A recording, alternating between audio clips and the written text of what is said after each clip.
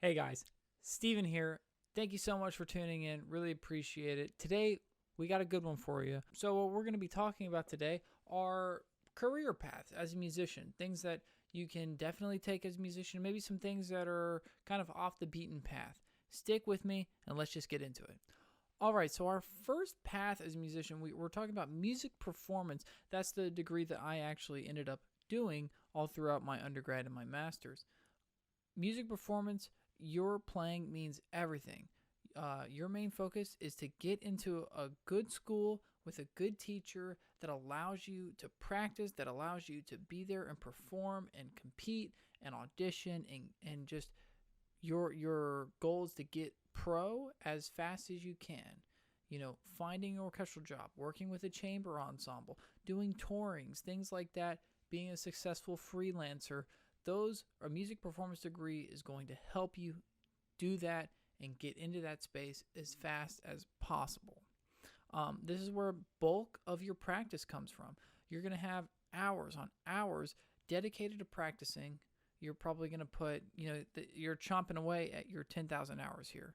What's huge is you just have a good relationship with your teacher, you have a good relationship with the school, and you have the ability to continually improve during your time there. Does that matter if you're at a conservatory or university? That depends on what kind of person you are, and we'll talk about that in the next video. Okay? Going on. A music therapy degree is essentially you are using your musical talents and your knowledge as a musician to help people recover. I think the big thing here for music therapy is that you're using your talents to help people lift up their lives through music and help them go through a challenging process that they might not have even been able to go through without music. So, also for music therapists, you're talking like things like hospice care, working in hospitals or youth care facilities as well. Anywhere that you can find maybe a niche of a community that could really benefit from your music, from your talents, and from your professionalism. For music education, this is probably the other large program that a lot of people go into. It's really just either music performance or music education in a lot of senses. Music education is all about knowledge of instruments. You are trying to help students get on their feet, no matter their background, no matter what they're playing. You have a base level information and skill to teach them how to improve on their instrument. So you see a lot of people with music education degrees, they are teaching in middle school, high schools, going into college. A lot of times for music education degrees, you have to get a master's or a PhD. So you're looking at 6, maybe 9 years of school, which is a large commitment, especially if you want to be in higher education, teaching at a college, teaching at a high level university or something like that. You really need that PhD. You really need that doctor status. Turn up for that doctor status, am I right? So, that's what you're looking for in music education. Another aspect, we have conducting.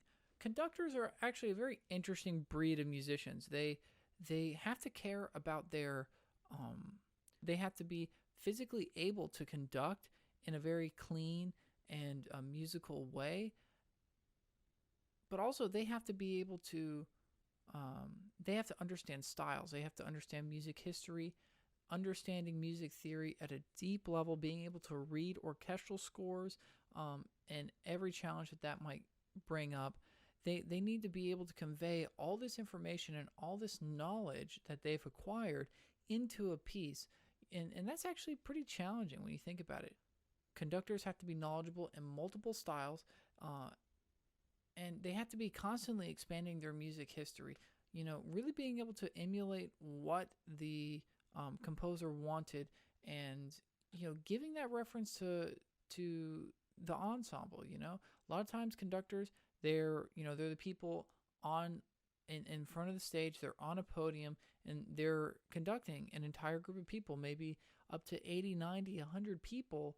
So you really want to make sure that this person has their bases covered, both in the knowledge department and also, just being able to physically convey an emotional, a musical idea to a large group.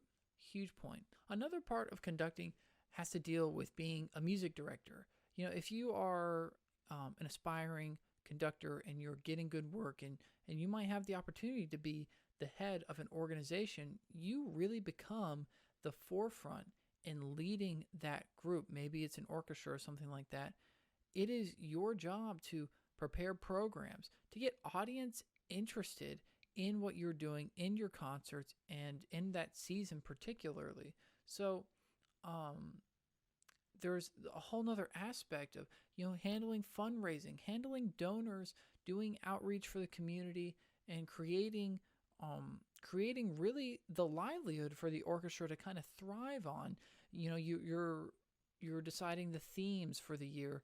You're deciding which musicians get in the orchestra at the end of the day. You go through a long process and auditions, and the conductor, the music director, is the person who gives the yes or no to the presented candidate at the end of the day. So there's a huge other political, fundraising, and being the face of an organization side of a conductor, just beyond the actual physicality of learning that skill and the knowledge of that we talked about before. Everything about music composition has to deal with theory. You have to have a complete understanding of styles. You have to have a complete understanding of music history. You have to be able to convey those ideas, those styles, and those writings yourself in a different way with actual specific penmanship. Your penmanship, being able to write scores, being able to write parts for certain people, and things like that are also huge for theory. You'll most likely have to have an intermediate to advanced level of piano skills, because the piano is really your basis for learning a lot of theory. Much like the conductor in this sense, you are the forefront for new music, for modern music, in the sense that you are paving the way for musicians to play the music. You are at the forefront. You're pioneering music for the new age, which is a huge responsibility to really bear. And it's awe-inspiring how much work a lot of my composer friends actually just put in and day out to really bring about some good emotional, cultural, and deeply inspiring music. So composition major is another huge one that it has a lot of responsibility.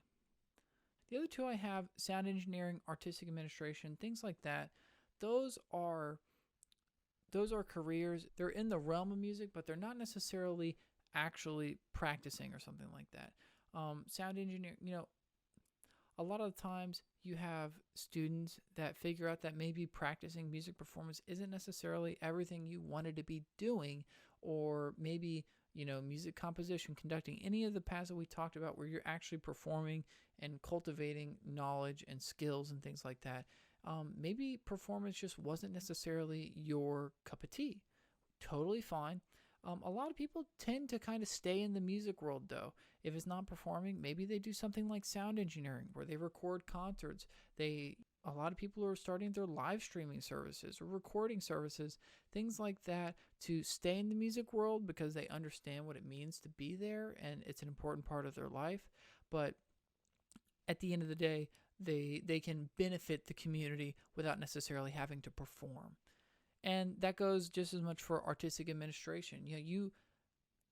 As a musician, I'm there to perform. I'm there to show up prepared to these concerts and play.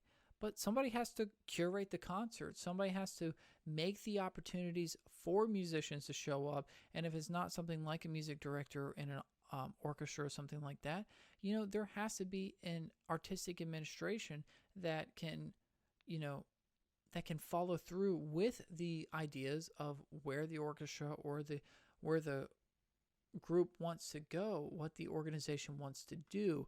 So just like sound engineering, where people find that performance may not be exactly what they want it to be, they can supplement with being in an administration where they are doing good in the community, where they are curating events that people musicians like me can get paid, and you're directly benefiting the culture of musicians, of performing musicians, when you're able to do that for us essentially. So artistic administration, you have places that curate music festivals and things like that.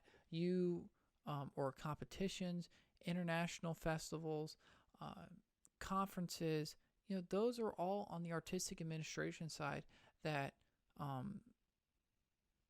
you'll see a handful of times people leaving their performance degree to go into that. So these are some paths that musicians generally can take, and they're especially music performance, music therapy, education, and music composition, conducting. Those are kind of your top choices to go into a conservatory or university.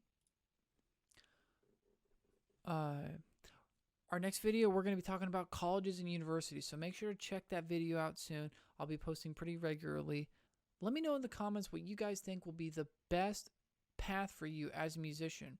I'm really curious and just to know what you guys think. I'm interested in what that means for you guys, so let me know. So remember, stick with the process. My name's Steven. I'll catch you guys later. Hey, look here, buddy. Hey, you. I need you to like this video. Okay? I'll say it one more time. Like the video.